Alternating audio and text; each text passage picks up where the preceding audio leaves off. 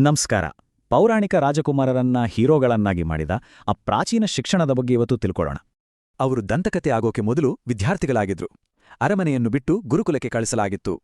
ಅಯೋಧ್ಯೆಯ ಈ 4 ರಾಜಕುಮಾರರು ರಾಜವೈಭವದಲ್ಲಿ ಬೆಳೀತಿದ್ರು. ಬಿಲ್ಲು ಬಾಣದ ಆಟ, ಐಷಾರಾಮಿ ಜೀವನ. ಆದ್ರೆ ಅರಮನೆಯಲ್ಲೇ ಇರೋದು ಅವರ ಹಣೆಬರಹ ಆಗಿರಲಿಲ್ಲ. ಗುರುಕುಲದ ಕಠಿಣ ಜೀವನ ಅವರಿಗೆ ಕಾಯ್ತಿತ್ತು. ಮೊದಲಿಗೆ ಬ್ರಹ್ಮಚರ್ಯದ ಪ್ರತಿಜ್ಞೆ, ಅಂದ್ರೆ ಪೂರ್ತಿ ಗಮನ ಕೇವಲ ಕಲಿಕೆಯ ಮೇಲೆ. ಶಿಸ್ತಿನ ಜೀವನ.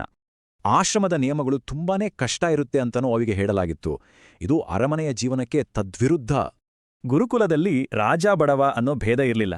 ನೆಲದ ಮೇಲೆ ನಿದ್ದೆ, ಗುರುವಿನ ಸೇವೆ, ಎಲ್ಲರಿಗೂ ಒಂದೇ ನಿಯಮ. ಬರಿಗಾಲಲ್ಲಿ ನಡಿಗೆ, ಸೌದೆ ತರೋದು, ಭಿಕ್ಷೆ ಬೇಡೋದು. ಪ್ರತಿಯೊಂದು ನಿಯಮವೂ ಅಹಂಕಾರ ಮುರಿಯೋಕೆ, ಶಿಸ್ತು ಕಲಿಸೋಕೆ. ಆದ್ರೆ ತಮ್ಮದೇ ಶ್ರೀಮಂತ ಮನೆಯಲ್ಲಿ ಯಾಕೆ ಭಿಕ್ಷೆ ಬೇಡಬಾರ್ದು?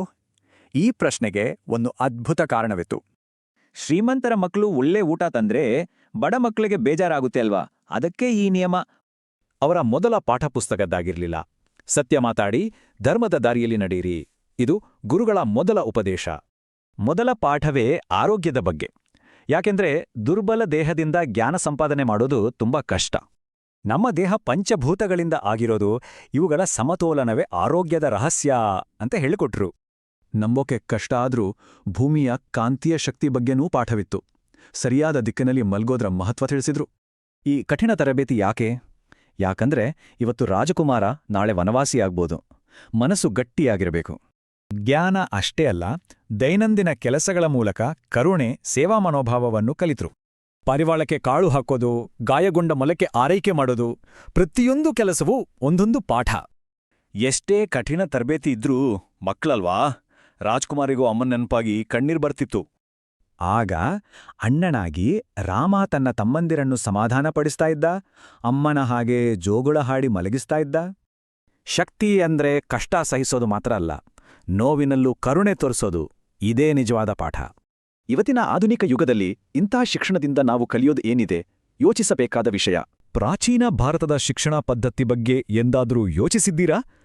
ರಾಜಕುಮಾರ ಆಗಿರ್ಲಿ, ಸಾಮಾನ್ಯ ಪ್ರಜೆಯ ಮಗನೇ ಆಗಿರ್ಲಿ, ಎಲ್ಲರೂ ಒಂದೇ ಸೂರಿನಡಿ ಒಂದೇ ತರದ ನಿಯಮಗಳ ಅಡಿಯಲ್ಲಿ ಓದ್ತಿದ್ರು ಅಂದ್ರೆ ಆಶ್ಚರ್ಯ ಆಗೋತ್ತಲ್ವಾ? ಬನ್ನಿ, ಗುರುಕುಲದ ಈ ಅದ್ಭುತ ಸಮೀಕರಣದ ಹಿಂದಿನ ರಹಸ್ಯವನ್ನ ಇವತ್ತು ಒಟ್ಟಿಗೆ ನೋಡೋಣ. ನಮ್ಮ ಇವತ್ತಿನ ವಿಶ್ಲೇಷಣೆಯ ಕೇಂದ್ರಬಿಂದುನೇ ಈ ಪ್ರಶ್ನೆ. ಅರಮನೆಯ ಐಷಾರಾಮಿ ಜೀವನದಲ್ಲಿ ಬೆಳೆದಿರೋ, ಸುತ್ತಲೂ ಸೇವಕರಿರೋ ಒಬ್ಬ ರಾಜಕುಮಾರನಿಗೆ ವಿನಯ ಅಂದ್ರೇನು, ಸಮಾನತೆ ಅಂದ್ರೇನು ಅಂತ ಕಲಿಸೋದು ಹೇಗೆ? ಇದಕ್ಕೆ ಪ್ರಾಚೀನ ಭಾರತದಲ್ಲಿದ್ದ ಉತ್ತರವೇ ಗುರುಕುಲ. ಈ ಹೋಲಿಕೆಯನ್ನ ಒಮ್ಮೆ ನೋಡಿ. ಒಂದು ಕಡೆ ಅರಮನೆಯಲ್ಲಿ ಹೂವಿನ ಹಾಸಿಗೆ, ಇನ್ನೊಂದು ಕಡೆ ಆಶ್ರಮದ ಗಟ್ಟಿನೆಲ. ಒಂದು ಕಡೆ ಸೇವಕರ ದಂಡು, ಇನ್ನೊಂದು ಕಡೆ ತನ್ನ ಸೇವೆ ತಾನೇ ಮಾಡ್ಕೋಬೇಕು. ಬೆಳ್ಳಿ ಬಂಗಾರದ ಆಟಿಕೆಗಳ ಜಾಗದಲ್ಲಿ ಬರೀ ಬೊಗಸೆಕೈ. ಅರಮನೆಯಲ್ಲಿ ಬಗೆಬಗೆಯ ಭೋಜನವಾದ್ರೆ ಇಲ್ಲಿ ಭಿಕ್ಷೆ ಬೀಡಿ ತಂದ ಅನ್ನ. ಇದು ಕೇವಲ ಜಾಗದ ಬದಲಾವಣೆ ಆಗಿರಲಿಲ್ಲ, ಇದು ಜೀವನದ ಸಂಪೂರ್ಣ ಪರಿವರ್ತನೆಯಾಗಿತ್ತು. ಸರಿ, ನಮ್ಮ ಮೊದಲನೇ ವಿಭಾಗ ಅರಮನೆಯಿಂದ ಆಶ್ರಮಕ್ಕೆ. ಅಂದ್ರೆ ಒಂದು ಬೇರೆದೇ ಜಗತ್ತಿಗೆ ಒಂದು ಕರೆ. ಗುರುವಶಿಷ್ಠರು ಒಂದು ಶುಭ ಮುಹೂರ್ತವನ್ನ ನಿಗದಿ ಮಾಡ್ತಾರೆ. ಆ ದಿನ ಬಂದಾಗ ರಾಜಕುಮಾರರು ತಮ್ಮ ಅರಮನೆಯನ್ನ, ಆ ಸುಖ ಜೀವನವನ್ನ ಬಿಟ್ಟು ಆಶ್ರಮದ ಕಡೆಗೆ ನಡೆಯಬೇಕಿತ್ತು. ಇದು ಬರೀ ಶಾಲೆಗೆ ಹೋಗೋ ಪ್ರಯಾಣ ಆಗಿರಲಿಲ್ಲ. ಬದಲಿಗೆ ಅವರ ವ್ಯಕ್ತಿತ್ವವನ್ನೇ ಹೊಸದಾಗಿ ರೂಪಿಸೋ ಒಂದು ಮಹಾನ್ ಯಾತ್ರೆಯಾಗಿತ್ತು. ಈಗ ಎರಡನೇ ವಿಭಾಗಕ್ಕೆ ಬರೋಣ. ಸಮಾನತೆಯ ನಿಯಮಗಳು. ಅಂದ್ರೆ ಹುಟ್ಟಿನಿಂದ ಬಂದ ಅಂತಸ್ತನ್ನು ಕಿತ್ತುಗೆಯೋದು. ಆಶ್ರಮದ ನಿಯಮಗಳಿದ್ವಲ್ಲ, ತುಂಬಾನೇ ಕಠಿಣ. ಆದ್ರೆ ಅದರ ಉದ್ದೇಶ ಮಾತ್ರ ತುಂಬಾ ಸ್ಪಷ್ಟವಾಗಿತ್ತು. ರಾಜ್ಕುಮಾರನೇ ಇರ್ಲಿ, ಬಡವನ ಮಗನೇ ಇರ್ಲಿ, ಎಲ್ರೂ ನೆಲದ ಮೇಲೆ ಮಲಗಬೇಕು, ಬರಿಗಾಲಲ್ಲಿ ಓಡಾಡಬೇಕು, ಗುರುವಿಗೆ ಸೇವೆ ಮಾಡಬೇಕು ಮತ್ತು ಅತೀ ಮುಖ್ಯವಾಗಿ ತಮ್ಮ ಹೊಟ್ಟೆಪಾಡಿಗಾಗಿ ಭಿಕ್ಷೆ ಬೇಡಬೇಕು. ಈ ನಿಯಮಗಳು ಹುಟ್ಟಿನಿಂದ ಬಂದ ಪ್ರತಿಯೊಂದು ಅಂತಸ್ತಿನ ಗುರುತನ್ನೂ ಅಳಿಸಿ ಅವರನ್ನ ಕೇವಲ ವಿದ್ಯಾರ್ಥಿ ಅನ್ನೋ ಒಂದೇ ಗುರುತಿಗೆ ತಂದು ನಿಲ್ಲಿಸ್ತಿತ್ತು.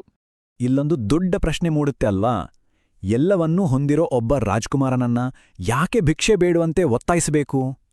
ಏನೋ ಇಲ್ಲದವನ ಕಷ್ಟವನ್ನ ಅವನಿಗೆ ಯಾಕೆ ಕಲಿಸಬೇಕು? ಇದರ ಹಿಂದೆ ಒಂದು ತುಂಬಾನೇ ಆಳವಾದ ತತ್ವಶಾಸ್ತ್ರವೇ ಅಡಗಿತ್ತು. ಇದಕ್ಕೆ ಉತ್ತರ ನಮ್ಮ ಮೂರನೇ ವಿಭಾಗದಲ್ಲಿದೆ. ಭಿಕ್ಷೆಯ ಹಿಂದಿನ ತತ್ವ ಸಹಾನುಭೂತಿಯ ಪಾಠ. ಆಗ ರಾಣಿ ಹೇಳುವನ್ ಮಾತಿದೆಯಲ್ಲ, ಅದು ನಿಜಕ್ಕೂ ಅದ್ಭುತ. ಶ್ರೀಮಂತ ಮನೆತನದ ಮಕ್ಕಳು ತಮ್ಮ ಮನೆಯಿಂದ ಒಳ್ಳೊಳ್ಳೆ ವಸ್ತುಗಳನ್ನ ತಂದ್ರೆ ಬಡ ಮಕ್ಕಳ ಮನಸ್ಸಲ್ಲಿ ಕೀಳರಿಮೆ ಮೂಡುತ್ತೆ. ಆಗ ಸಮಾನತೆಯ ಭಾವನೆ ಹೇಗೆ ಉಳಿಯುತ್ತೆ ಅಂತ ಕೇಳ್ತಾರೆ. ಇದೇ ಕಾರಣಕ್ಕೆ ಆಶ್ರಮದಲ್ಲಿ ಎಲ್ಲರೂ ಅಪರಿಚಿತರ ಮನೆ ಬಾಗಿಲಿಗೆ ಹೋಗಿ ಭಿಕ್ಷೆ ಬೇಡಬೇಕಿತ್ತು. ಅಲ್ಲಿ ಎಲ್ಲರೂ ಸಮಾನರು. ನೋಡಿ, ಭಿಕ್ಷಾ ಅಂದ್ರೆ ಇಲ್ಲಿ ಕೇವಲ ಬೇಡೋದು ಅಂತಲ್ಲ, ಅದು ಒಂದು ಪವಿತ್ರವಾದ ಪದ್ಧತಿ. ಅದರ ಹಿಂದಿರೋ ತತ್ವ ಏನು ಅಂದ್ರೆ, ಒಬ್ಬ ವಿದ್ಯಾರ್ಥಿಯ ಶಿಕ್ಷಣ ಅನ್ನೋದು ಕೇವಲ ಅವನ ಕುಟುಂಬದ ಜವಾಬ್ದಾರಿಯಲ್ಲ, ಅದು ಇಡೀ ಸಮಾಜದ, ಇಡೀ ಸಮುದಾಯದ ಹೊಣೆಗಾರಿಕೆ. ಪ್ರತಿಯೊಂದು ಮನೆಯೂ ವಿದ್ಯಾರ್ಥಿಯ ಶಿಕ್ಷಣಕ್ಕೆ ತಮ್ಮ ಅಳಿಲು ಸೇವೆ ಸಲ್ಲಿಸಿದಾಗ ಇಡೀ ಸಮಾಜವೇ ಜ್ಞಾನದ ದೇಗುಲವನ್ನು ಕಟ್ಟಿದ ಹಾಗೆ. ಹಾಗಾದ್ರೆ 4ನೇ ವಿಭಾಗಕ್ಕೆ ಬರೋಣ. ಅಚಲವಾದ ಚಾರಿತ್ರ್ಯವನ್ನು ರೂಪಿಸುವುದು ಅಂದ್ರೆ ಈ ಕಷ್ಟದ ಹಿಂದಿನ ಉದ್ದೇಶವಾದ್ರೂ ಏನು? ಈ ಎಲ್ಲ ಕಠಿಣ ಶಿಸ್ತಿನ ಅಂತಿಮ ಗುರಿ ಏನಿತ್ತು? ಗುರುಗಳು ಹೇಳೋ ಈ ಮಾತುಗಳನ್ನ ಕೇಳಿ, ತನ್ನ ಶಿಷ್ಯರನ್ನ ಬಲಶಾಲಿ ಮಾಡೋದೇ ಗುರುವಿನ ಕರ್ತವ್ಯ. ಇವತ್ತು ನೀವು ರಾಜಕುಮಾರರು, ನಾಳೆ ವನವಾಸಕ್ಕೆ ಹೋಗ್ಬೇಕಾಗಬಹುದು. ಜೀವನ ಯಾವತ್ತೂ ಒಂದೇ ಥರ ಇರಲ್ಲ ಅಲ್ವಾ? ಯಾವುದೇ ಸವಾಲ್ ಬರಲಿ, ಅದನ್ನ ಎದುರಿಸೋಕೆ ಬೇಕಾದ ದೈಹಿಕ ಮತ್ತು ಮಾನಸಿಕ ಶಕ್ತಿಯನ್ನ ಕೊಡೋದೇ ಈ ಶಿಸ್ತಿನ ಉದ್ದೇಶವಾಗಿತ್ತು. ಸೊ ಇದನ್ನ ನಾವು ತುಂಬ ಸ್ಪಷ್ಟವಾಗಿ ಅರ್ಥ ಮಾಡ್ಕೋಬೇಕು. ಗುರುಕುಲದಲ್ಲಿ ಕೊಡ್ತಿದ್ದ ಕಠಿಣ ಶಿಸ್ತು ಶಿಕ್ಷೆ ಆಗಿರ್ಲಿಲ್ಲ, ಅದು ಜೀವನಕ್ಕೆ ಬೇಕಾದ ಸಿದ್ಧತೆ ಆಗಿತ್ತು. ಒಬ್ಬ ಕಮ್ಮಾರ ಬಿಸಿ ಕಬ್ಬಣವನ್ನ ಬಡಿದು ಒಂದು ಹರಿತವಾದ ಖಡ್ಗವನ್ನಾಗಿ ಮಾಡ್ತಾನಲ್ಲ, ಹಾಗೆ ಗುರುಗಳು ಕಷ್ಟಗಳ ಮೂಲಕ ಶಿಷ್ಯರನ್ನ ಜೀವನ ಅನ್ನೋ ಯುದ್ಧಕ್ಕೆ ಸಿದ್ಧಪಡಿಸ್ತಿದ್ರು.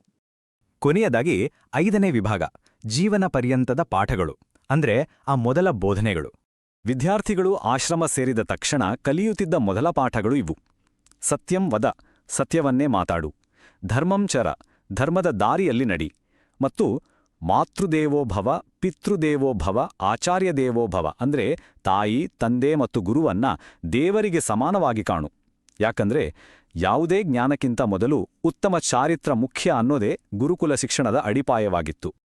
ಹಾಗಾದ್ರೆ ಈ ಪ್ರಾಚೀನ ಪದ್ಧತಿಯಿಂದ ಇವತ್ತಿನ ಕಾಲದಲ್ಲಿ ನಾವು ಕಲಿಬೇಕಾದದ್ದು ಏನಿದೆ? ಹುಟ್ಟಿನಿಂದ ಬಂದ ಅಂತಸ್ತು ಮತ್ತು ಸವಲತ್ತುಗಳೇ ಎಲ್ಲವನ್ನೂ ನಿರ್ಧರಿಸೋ ಈ ಜಗತ್ತಿನಲ್ಲಿ ಆ ಅಂತಸ್ತನ್ನೇ ಅಳಿಸಿ ಸಮಾನತೆಯನ್ನು ಕಲಿಸೋ ಶಿಕ್ಷಣದ ನಿಜವಾದ ಮೌಲ್ಯವಾದರೂ ಏನು? ಈ ಪ್ರಶ್ನೆಯೊಂದಿಗೆ ಇವತ್ತಿನ ಈ ವಿಶ್ಲೇಷಣೆಯನ್ನು ಮುಗಿಸೋಣ. ಒಮ್ಮೆ ಯೋಚಿಸಿ ನೋಡಿ.